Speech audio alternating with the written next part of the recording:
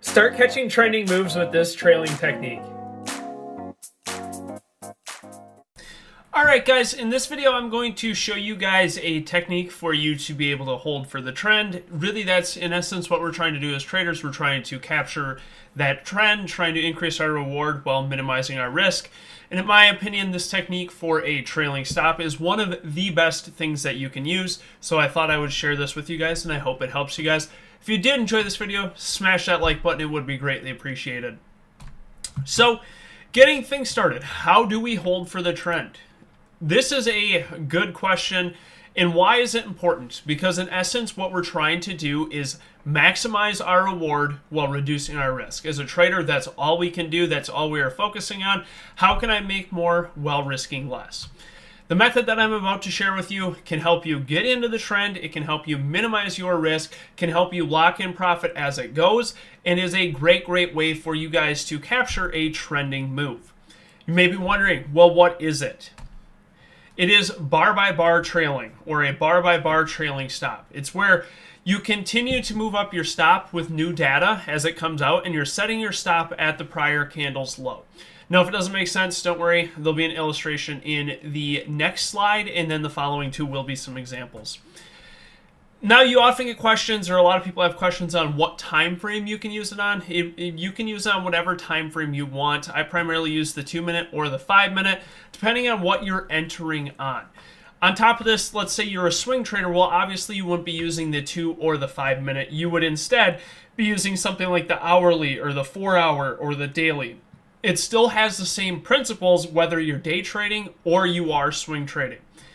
Why does it work? When you think of the theory of why a bar by bar trailing stop works, it's because strong trending moves should not, this is key, should not have big retracements. If we're thinking of a trend, you aren't going to have steep retracements and then a bounce. It's going to exhaust a lot of orders to get back to that high.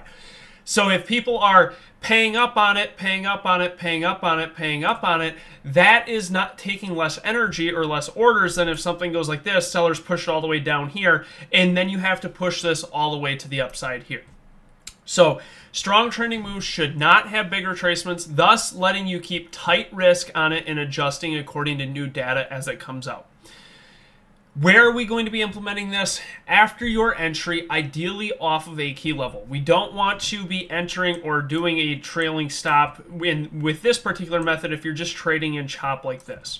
We want to establish something that's already in a trend, get in the trend, and then implement a bar by bar trailing stop.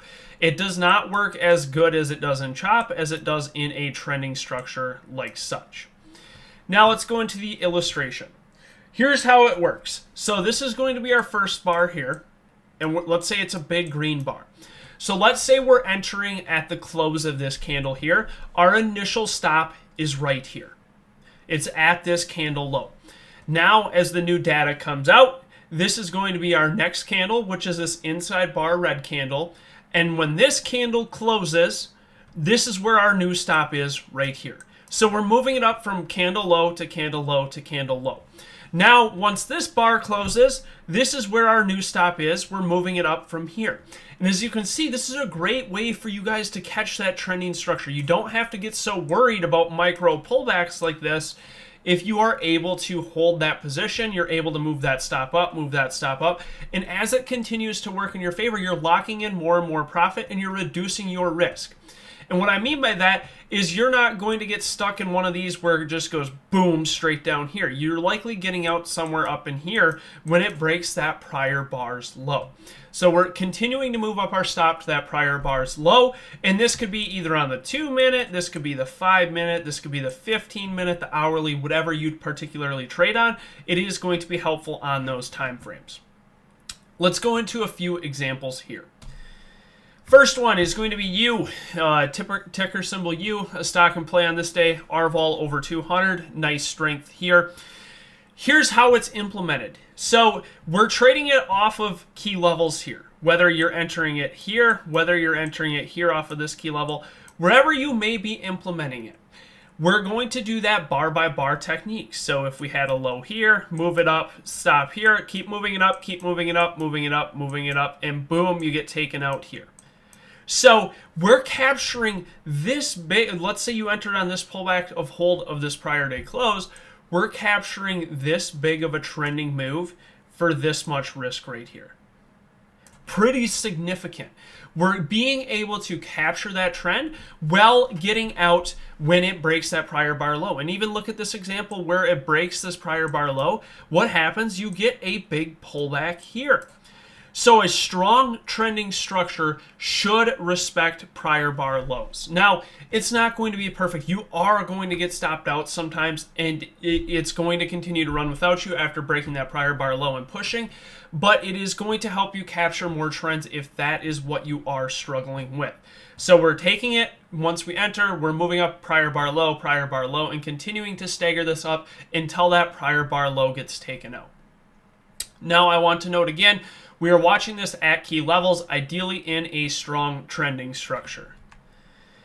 NVAX, another example. So we come down into this key area around 680. We form this candle. Let's say we enter here. What do? Prior bar low, low. We're continuing to move it up, and boom, we get taken out right here.